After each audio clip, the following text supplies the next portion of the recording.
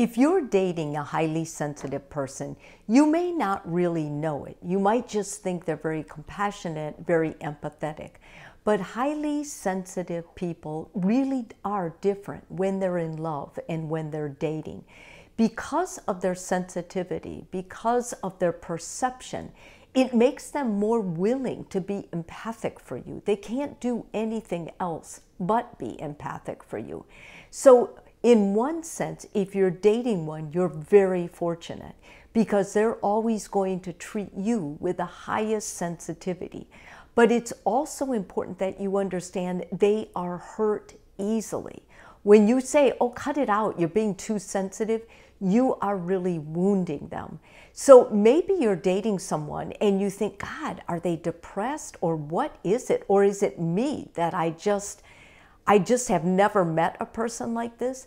It's highly likely that they're just a very highly sensitive person. They're very empathic. They're very prone to being overly reactive if they're criticized or marginalized. I want to go through the symptoms of them so you will know and understand. These are wonderful people to be in love with, but what's most important is if you're in love with one of these people, the communication style the two of you use has got to be the best. In fact, this would be one of the things I would suggest as a counselor that you continue to work on daily, that you talk things over and you never take each other for granted, but rarely that you really focus on how you're communicating, how you're listening, and what your actions are saying about your behavior or your commitment to that person. So these are some of the ways you know. They're overwhelmed in high conflict situations. If there's a lot of conflict going on, even in a TV show, they will be overwhelmed. They won't like it. They can't attend to it. And the reason they can't is because they have high empathy.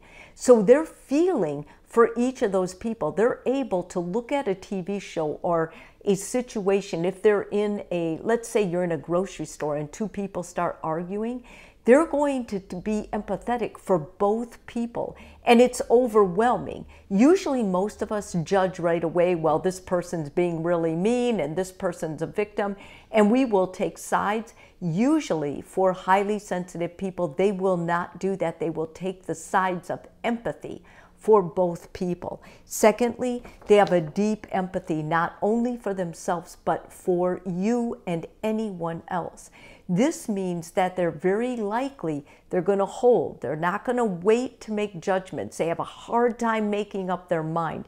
You may take them out somewhere and you may just think, well, what do you want to do about this? Do you want to go or not? They will not be able to decide. It would take them forever. In fact, many times in relationships, they will ask you, you decide. You decide what we're going to do, or whatever you do. But just because they go along with what you decide, don't believe for a second that they are completely resolved with it, because they oftentimes hold on to any time they may have hurt someone or someone was hurting that they weren't able to help resolve. Number 3, they need alone time. These kind of people are not life of the party. They're not like that. They may have a good time at a party, but they need space. And many times they're misinterpreted for their need for space. Their partner will say, well, what do you mean you need space? Because in relationships, they'll say, you know what? I just need a couple nights to myself. And their partner will be offended. Like, if you love me, you should want to be with me every night. Not highly sensitive people. They need a break. They need alone time. This is when they process. This is when they think. This is when they come back to themselves. It strengthens them, gives them energy. So in a relationship, it's very important that space is built within the relationship. You can't be a clingy person and be around one of these people because highly sensitive people need their space, including you, where there is no one else but themselves. If you go on a trip and you're wondering who would want to travel alone, it's probably a highly sensitive person. They really prefer that sometimes. This restores them. Just like you might get energy from other relationships, they get it from being alone, from having their thoughts, from being able to journal, to think. This is a reflection time for them. And your relationship's going to be better if it has that space in it. And next, sensitive to criticism. We're all sensitive to criticism to a certain degree, but highly sensitive people are very sensitive to it. It takes only a little criticism and they can't get it out of their head. It's very hurtful to them. So when you're speaking to them, watch your tone of voice. Watch what you say and how you say it. Never, never say, well, I didn't want to tell you because I didn't want to hurt your feelings. You have to remain honest because they won't respect you if you don't, but you need to know how to say it in a way they catch it quick. And so you need to not drill things into their head. You need to touch on it and let it go. And then if they ask you more questions for more of the actual factual truth, then you can tell them. But never make a mistake of, well, I didn't want to tell you because I didn't want to hurt you, because that's an issue of trust. You need to trust them because highly sensitive people have your back more than most people. I mean, these people are tuned in and on. They're also appreciative of deep conversations. They're not party people. They're not cocktail hour people.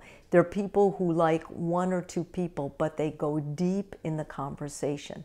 They appreciate that. And the more vulnerable you are, the more able you are to be relaxed with that, the more comfortable you are with your truth, the more they are going to connect with you. And it's because they walk around every day with this highly empathetic sense of being. They're very perceptive, they're very sensitive. And if you can imagine that when they connect with another, they need that connection to be as deep, to be intimate. If you're in love with one of these people, the conflict is probably always going to come through communication. It's going to be a miscommunication with you saying something or offending them in some way that they were too caring for you to tell you. And so when you're in love with one of these people, my guidance would say, make sure you listen well. Ask them, was that too harsh? Did I come across as being insensitive? Are you okay with what I say?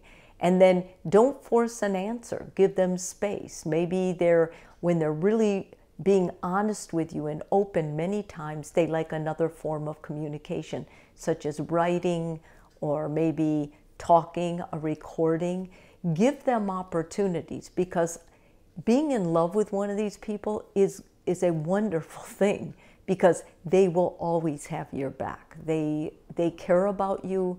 They care, their sensitivities are much deeper and more pervasive, I think, than just the norm. And if you get an opportunity to make friends with a highly sensitive person, by all means, I would go for it. But one caveat, I would just be sure that I was going to listen well and follow up. And I would do those things because I know that it's easy to send a text, a flippant text, a quick text, and unless you ask them, you never know how that was received on their end.